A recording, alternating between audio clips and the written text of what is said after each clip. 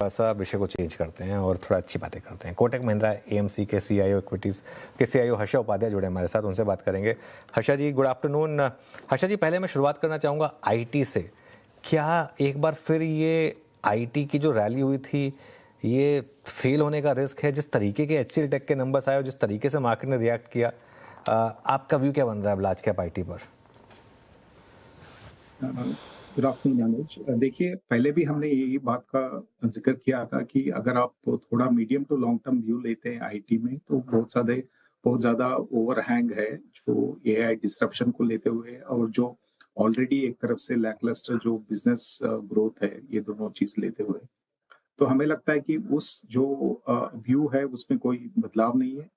हो सकता है कि कुछ स्टॉक्स थोड़ा ठीक ठाक करे, कोई एक बॉटम है, लेकिन ओवरऑल अगर आप देखेंगे तो यहाँ पे मार्जिन प्रेशर भी बना रहेगा और ग्रोथ पे भी एक तरफ से दिक्कत रहेगी। तो लेकिन ये भी जरूर देखना चाहिए कि ये सब बैलेंस शीट्स बहुत ही क्लीन बैलेंस शीट्स हैं, लेवरेज नहीं है, हाई डिविडेंड यील्ड कंपनीज हैं। तो अगर मार्केट्स में बहुत ज्यादा वोलेटिलिटी कोई और वजह से आता है, तो हो सकता है कि ये sector from time to time एक एक टैक्टिकल तरीके से आउट परफॉर्म करे। लेकिन अगर आप थोड़ा सा लॉन्ग टर्म व्यू लेते हैं तो शायद ये अंडर परफॉर्मेंस और कंटिन्यू हो सकता है। बिल्कुल। खैर, ये रही बात आईटी पे। 30,550 का इस वक्त स्तर है इंडेक्स का। थोड़ी रिकवरी है, बट स्टिल कोलैप्स के मोड में तो अभी भी है। बट हर्षा जी, बाजार ने अपने आप को और बहुत अच्छी तरीके से अलाइन किया इस पूरे मार्च के महीने में, अप्रैल के महीने में। इस वॉर के दौरान पावर स्पेस, एनर्जी स्पेस क्या गजब उभरा है ना। हम एचपीसीएल, बीपीसीएल का तो बहुत दिनों से नाम लेना ही भूल गए। Look at entire energy space. बाजार ने अपना गियर शिफ्ट किया। अभी इन्वेस्टर्स को क्या करना चाहिए? जो इस वक्त ये प्राइस बिहेवियर, ये क्या इंडिकेट कर रहा है? बाजार क्या सेंस करके चल रहा है? क्या थोड़ा सा इस थीम पे कुछ वर्षों के लिए कैपिटलाइज करने की जरूरत है क्या अब आपको? वीरेंद्र जी, देखिए, हो सकता है कि ये जो पावर सेक्टर का थीम है और पावर एंसिलरीज जो कंपनीज हैं कैपिटल गुड्स में, ये सभी अच्छे कर रहे हैं, तो हो सकता है ये यहाँ पे और परफॉर्मेंस आए। लेकिन जहाँ पे बहुत ज्यादा क्लैरिटी नहीं है, वॉर का जो रेजोल्यूशन कब होने वाला है, कितना उसका नेगेटिव इम्पैक्ट फाइनली रहेगा नहीं रहेगा, तो इस माहौल में लगता है कि एक एक डाइवर्सिफाइड पोर्टफोलियो बना के चलना बेहतर रहेगा।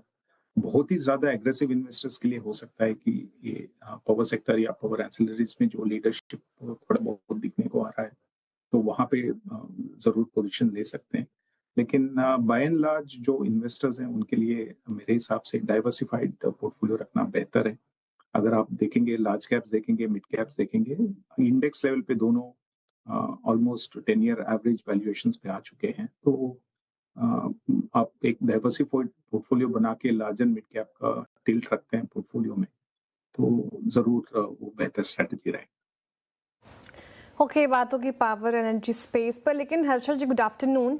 एफएमसीजी पैक भी एकदम से फ्लेवर में आया है। नेस्ले के नंबर हमने देखे, कल शानदार रैली, डेज हाइपर क्लोज और वर्टिकल राइज के साथ आज भी फॉलो बाइंग होती हुई नजर आ रही है। इनफैक्ट सिर्फ नेस्ले ही नहीं, पूरा पैक अगर आप देखें तो आज फोकस में है। तो क्या एफएमसीजी में अब शायद मौके बनेंगे? क्या लगता है आपको? यहाँ पर भी हमारा व्यू जो है वो आईटी सर्विसेज के हिसाब से एक अंडरवेट स्टैंस का ही है। ये दोनों सेक्टर्स काफी समय से एक तरफ से इंडेक्स से अंडर परफॉर्म कर रहे हैं। तो हो सकता है कि कुछ समय में यहाँ पे एक एक शार्प अपसाइड रैलीज भी आए। वो रिजल्ट्स के वजह से आ सकता है या कोई और डेवलपमेंट की वजह से हो सकता है। लेकिन यहाँ पे एक एक अगर आप पोर्टफोलियो बना रहे हैं और अगले 3-5 साल का सोच रहे हैं, तो इतना कुछ खास कंफर्ट ना वैल्यूएशंस पे दिख रहा है, ना कुछ ग्रोथ पे दिख रहा है। जरूर कुछ कंपनीज में ग्रोथ इम्प्रूव हुआ है, बट वो जीएसटी का जो कट के वजह से जो वॉल्यूम ग्रोथ दिख रहा है वो बहुत ज्यादा सस्टेनेबल नहीं लगता है। तो इसलिए इस सेक्टर में भी हमारा व्यू नेगेटिव ही है, और कुछ ही सेलेक्टिव स्टॉक्स पे हमारा व्यू यहाँ पे पॉजिटिव है, और वही स्टॉक्स हमारे पोर्टफोलियो में है। तो हर्षा जी, क्या फिर ये लॉजिक आप ऑटो कंपनियों के लिए भी अपनाएंगे कि जो जीएसटी कट का एक बेनिफिट है वो लार्जली अपफ्रंट प्ले हो चुका होगा? क्या यहाँ पर भी यही व्यू रहेगा? वहाँ पे शायद वो और थोड़ा कंटिन्यू होना चाहिए, क्योंकि वो डिस्क्रिशनरी गेम है, और जब तक अफोर्डेबिलिटी में कोई बदलाव नहीं आता है तो वहाँ पे एक एक तरफ से वो टेलविंड कंटिन्यू होना चाहिए। अभी तक तो हमने पेट्रोल पंप के जो प्राइसेस हैं, रिटेल प्राइसेस, उसमें कोई बदलाव नहीं देखे हैं। सिर्फ एक्साइज ड्यूटी कट हुआ है, उससे कोई कंज्यूमर प्राइस में बदलाव नहीं हुआ है। अगर आप आगे जाके कुछ बदलाव देखते हैं, हायर प्राइसेस देखते हैं रिटेल साइड में, तो हो सकता है कि थोड़ा बहुत जो शॉर्ट टर्म डिमांड है कुछ ऑटोमोबाइल सेगमेंट्स में इम्पैक्ट हो सकता है। लेकिन ये लगता है कि कुछ लंबे समय के लिए यहाँ पे एक एक डिमांड का जो स्ट्रेंथ है वो कंटिन्यू होना चाहिए।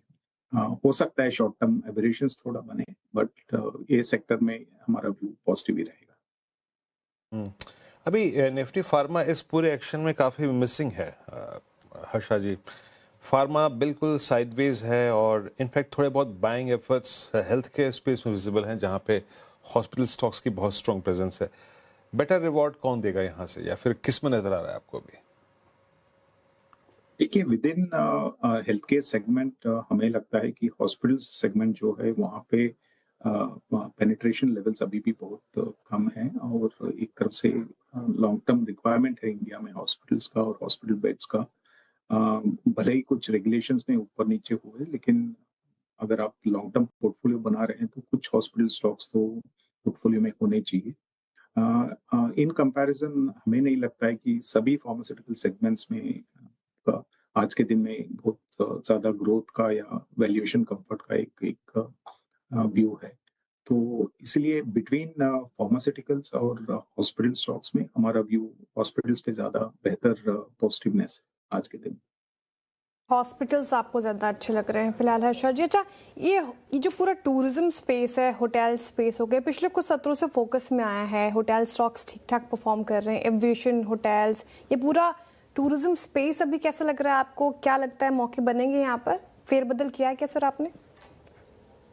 नहीं, यहाँ पे कुछ खास चेंजेस नहीं हुआ पोर्टफोलियो में। जरूर हमारे व्यू एविएशन पे भी पॉजिटिव है, क्योंकि हमें लगता है कि जो डोमेस्टिक एविएशन इंडस्ट्री है वो अच्छा खासा कंसोलिडेट हो चुका है। अभी तक तो यहाँ पे एक अच्छा सा टेलविंड था, जहाँ पे क्रूड ऑयल प्राइसेस भी बिनाइन थे, तो कॉस्ट साइड में भी एक तरफ से एक पॉजिटिव इम्पैक्ट था, लेकिन वो चला गया है शॉर्ट टर्म में।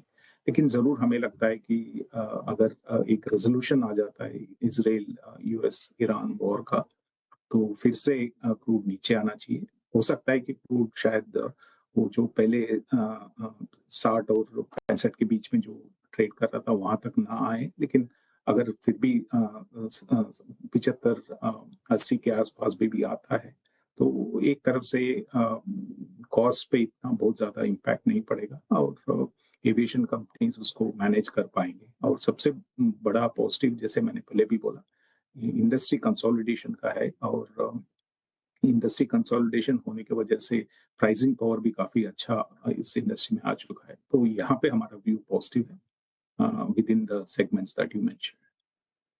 हम्म। अच्छा, एक स्पेस हर्षा जी जिसने इवन दिसंबर 25 तक बहुत स्ट्रॉन्ग मूव दिया, और इनफैक्ट लास्ट अगर आप कुछ वर्षों को देखें जिसमें 23, 24, 25 में इंश्योरेंस स्टॉक्स में HDFC लाइफ, SBI लाइफ, मैं हालांकि आपसे कमेंट स्टॉक स्पेसिफिक अपेक्षित नहीं कर रहा हूँ, बट अच्छा मूव था। लेकिन इस बार प्राइस डैमेज भी एग्रेसिव है, बहुत ज़्यादा एग्रेसिव प्राइस डैमेज है। मेरे ख्याल से कुछ इंस्टेंसेस में प्राइस डैमेज 35% है। इंश्योरेंस स्पेस में आपको क्या नजर आ रहा है? कोई स्कोप है इस वक्त एंट्री का? देखिए, इस सेगमेंट में कुछ परफॉर्मेंस स्टेबिलिटी आया था पहले स्टॉक परफॉर्मेंस के हिसाब से, क्योंकि बाकी सारे जो फाइनेंशियल स्पेस थे वहां पे कुछ ना कुछ नेगेटिव्स थे, जैसे कि प्राइवेट बैंक्स में नेट इंटरेस्ट मार्जिन्स का एक एक दबाव था, और जो सेक्टर्स सब सेगमेंट्स में भी कुछ ना कुछ नेगेटिव्स थे।